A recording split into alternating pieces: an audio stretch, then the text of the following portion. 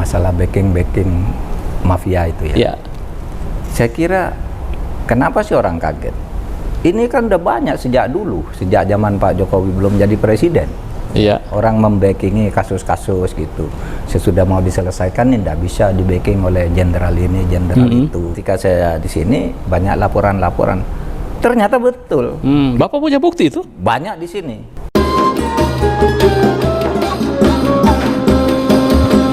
Assalamualaikum warahmatullahi wabarakatuh. Ya pemirsa, kita akan berbincang-bincang dengan Pak Menko. Tantangan ke depan bangsa itu masalah teritorial, kemudian juga masalah ideologi, dan juga masalah membacking itu para jenderal purnawirawan. Bagaimana sih peta sebenarnya ini bangsa kita ini? Saya mulai dari yang terakhir aja dulu, yang masalah backing mafia itu ya. Saya kira kenapa sih orang kaget? Ini kan udah banyak sejak dulu, sejak zaman Pak Jokowi belum jadi presiden.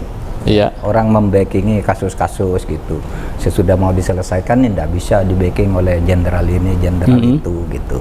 Udah lama. Kita tahu juga misalnya di Bengkayang sana ya, terbertrek membawa kayu hutan itu cuma bayar ke tukang jaga di pinggir itu dengan masih dikit. Sesudah ditanya itu Pak jenderal itu sejak dulu.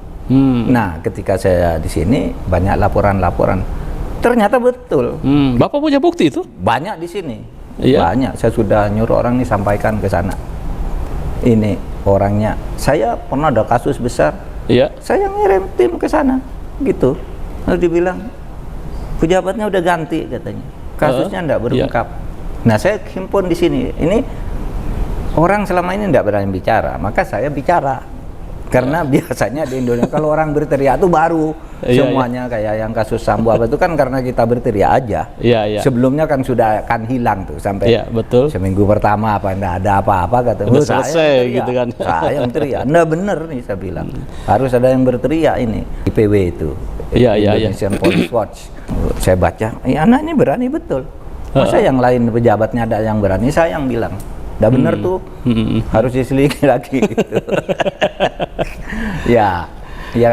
Di situ saya bilang kalau masyarakat sipil aja berani, masa pejabat yang sudah digaji. Tapi kok seolah-olah ini Prof itu didiamkan itu membacking dan mafia hukum itu? Enggak juga, karena kita sudah ngirim orang.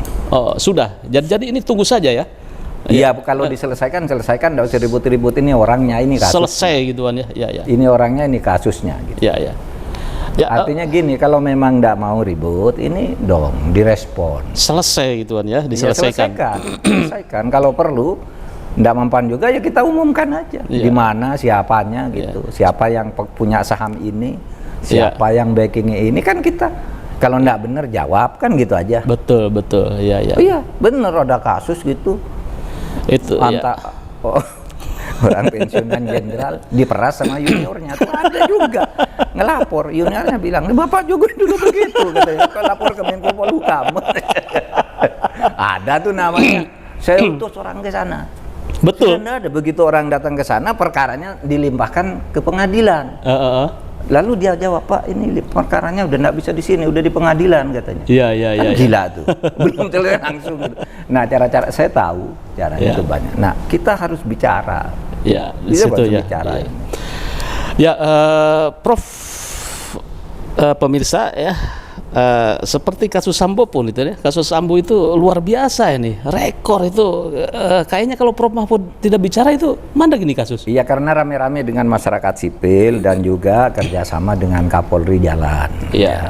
Kita komunikasi, Pak ini begini. Pak Kapolri, kalau memang begitu hukumnya nanti kita kita ungkap sesuai dengan hukum yang berlaku. Beliau sambil kerja di dalam, saya berteriak di udara kan gitu, agar nggak hilang. Sampai akhirnya tanggal 8 Eliezer ngaku. Ini satu. Tahu nggak?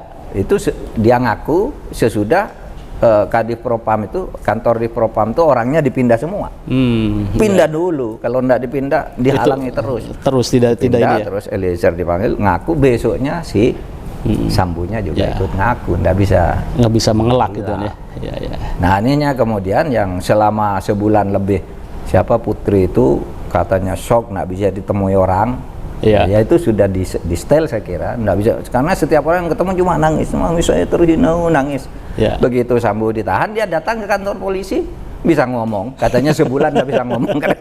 Ngomong saya cinta sama suamiku, katanya kemarin sebulan nggak bisa ngomong. Itu yang saya katakan ke Komnas Perempuan, Anda kok percaya? Dulu dia sebulan Anda berusaha temuin, nggak pernah bisa ditemuin, nggak bisa ngomong. Begitu ditahan hanya beberapa jam dia sudah muncul kantor polisi, ngomongnya lancar banget. Sesudah diperiksa pakaiannya modis banget. Iya toh? Loh, katanya nggak bisa ngomong karena shock dilecehkan. Skenarionya kemudian berubah ke Magelang. Oke lah, kita ikutin di persidangan. Ya, kita nggak boleh mencampuri urusan pengadilan. Baik, Prof. Ini ketika riuh rendah politik ini kan, Prof, ramai ini masuk ke mendekat pemilu itu ya. Tiba-tiba saya kemarin dengar itu Prof Mahfud itu ke Pulau Rondo itu. Nah, itu apa yang ditemukan dan maksud dari Prof kunjungan ke sana itu apa tuh? Begini, itu dilatar belakangi oleh isu-isu sudah lama sebenarnya. Banyak pulau-pulau terluar itu tidak terjaga itu ya. Dan kemudian didorong lagi peristiwa terakhir ada orang mau menjual Kepulauan Widi. Iklannya di Amerika dinyatakan gitu. Pokoknya sebuah Kepulauan Widi dengan potensi begini di for sale gitu ya. Nah, ya kita lalu panggil orang, ternyata banyak nih orang buat kontrak sembarangan. Jangan-jangan di pulau-pulau lain ada gitu. Karena kan banyak pulau-pulau lain yang tidak berpenghuni ya. Iya, tidak berpenghuni. Ada yang sudah dikuasai asing, tapi apakah itu nyewa, apa beli atau apa, kita kan belum tahu juga. Nah, ini yang mau saya selidiki lagi. Maka saya mulai dari Pulau Rondo dulu. Pulau Rondo itu berada di daerah terluar di barat ya. Sabang itu kan paling barat, tapi ini di luarnya Sabang lagi karena pulau kecil, tidak ada penghuninya, hanya ada 34 marinir di situ. Orang hidup di situ tidak ada. Nah, kita punya Mas pulau seperti itu 111. Banyak sekali di seluruh Indonesia. Nah, gimana kalau kita tidak jaga? 111 itu artinya dari 17.504 pulau. 17.504 pulau yang luasnya di bawah 10.000 meter persegi itu ada 111. Yang lain itu 10.000 kilometer persegi.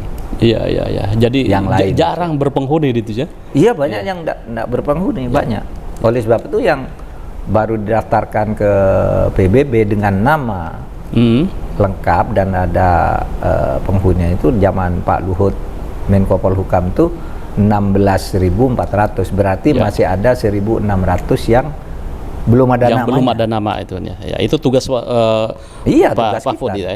Tapi kita sudah klaim koordinatnya kita sudah kasih zip code ya, kode pos, karena pemasangan kode pos suatu negara itu menjadi salah satu pertimbangan bahwa negara menguasai itu. Kalau ada sengketa lagi kayak Sipadan Ligitan itu kan lepas itu ya. Dulu nggak ada zip code-nya. Malaysia sudah punya. Loh, kami bertahun-tahun sudah punya kotak pos di sini. Katanya Indonesia nggak pernah nengok.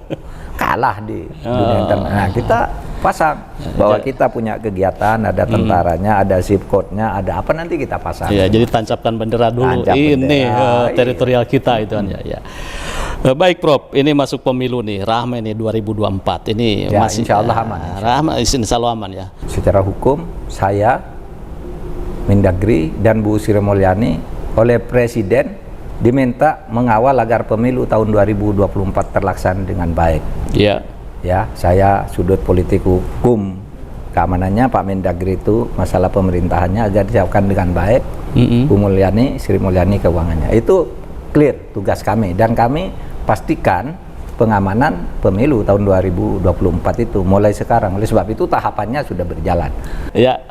Pemirsa, luar biasa ini bincang-bincang dan belak-belakan Prof Mahfud ini, mulai dari proses bagaimana menjadi Menhan yang kalau sekarang itu dibully lah.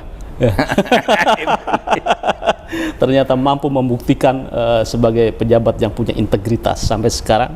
Nama beliau tetap konsisten dalam penegakan hukum ya, dan juga sekarang menjadi Menko Polhukam. Terima kasih pemirsa. Jangan lupa like, share, subscribe pada Suara TV. Wassalamualaikum warahmatullahi wabarakatuh. Waalaikumsalam. Yuk.